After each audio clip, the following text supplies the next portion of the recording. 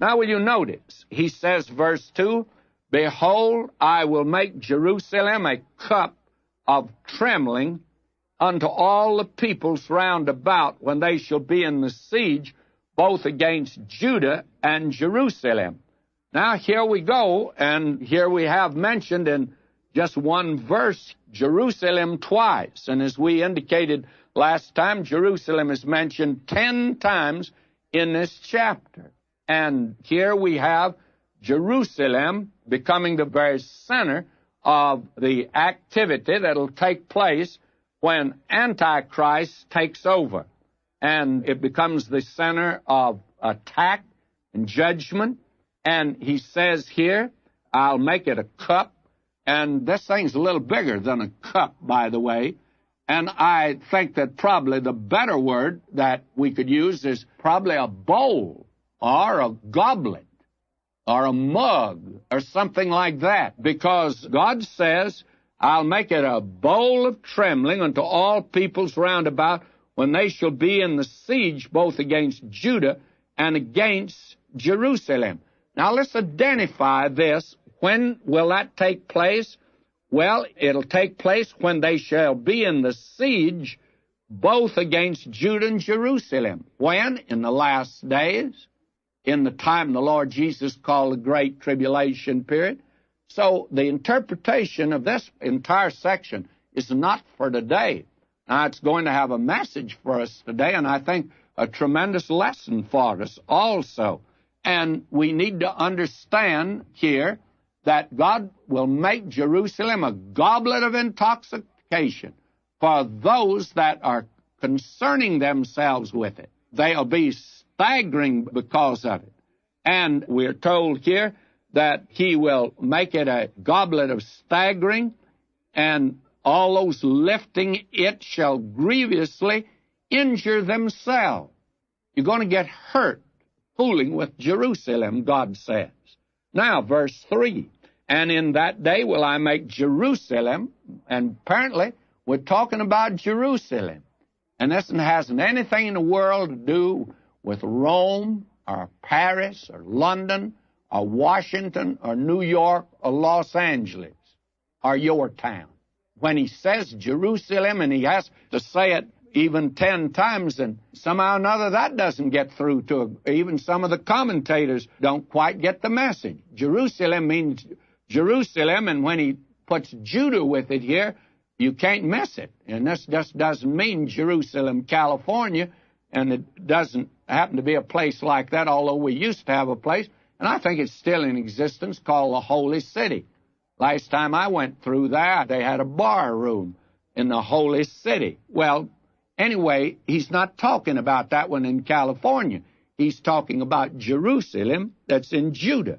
Now, he says here that he will make Jerusalem a burdensome stone for all people. Now, that seems strange, doesn't it? It's a rather isolated place, has been now, old city, and actually not very attractive today. It's the fact that it has so many places that are to us sacred today and meaningful, and I know a lot of places I like better than I like Jerusalem. I always enjoy staying there. Why? Well, there's so many things for you to see that are identified with the Bible. But why should this place be so prominent in the last days? How can you figure that out? Well, if you want to figure it out, may I say this? That city has become a burdensome stone today. It caused the Arabs to turn off the oil spigots. And they said you can't have any more oil. And do you know what happened? That practically every nation in Europe turned their back on Jerusalem, including Japan and the others, and we were very much left alone in this matter of giving support to that little nation, and they would have gone in under. It became a burdensome stone, let me tell you, even in our day. But don't misunderstand, that was not the fulfillment of prophecy. It's nonsense to talk like that. This fits in a program that's ahead. But God just wants you to know that he was not making an exaggerated statement when Jerusalem can become a burdensome stone. And I think what we've seen is nothing compared to what it will be in that day. It'll cause the nations of the world. It almost broke up the common market. It almost wrecked NATO. Why? Jerusalem became a burdensome stone.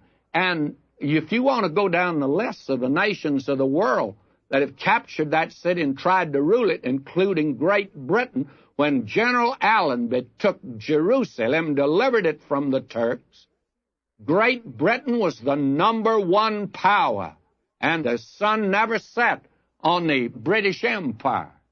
But, my friend, the British Empire set today. It went down because they got involved in that city. And I frankly hope we don't get too involved. God says, keep hands off. I'm the one running that place. That seems to be one place that he's still running things. Now, will you notice? He says, verse 4 and verse 3, we had it, in that day. And this is going to get monotonous before you get through with it. Will you notice? He says, in that day, saith the Lord, I will smite every horse with terror, his rider with madness, and I'll open mine eyes upon the house of Judah, and I'll smite every horse, the people with blindness. In other words, when the enemy comes against them, God's going to deliver them. Because when the enemy comes, the horse represents warfare, and when a horse goes blind and the rider is mad, I tell you, you're certainly going to have confusion. And the governors of Judah shall say in their heart, the inhabitants of Jerusalem shall be my strength, and the Lord of hosts their God. And Jerusalem at that day will become a refuge for God's people on the earth.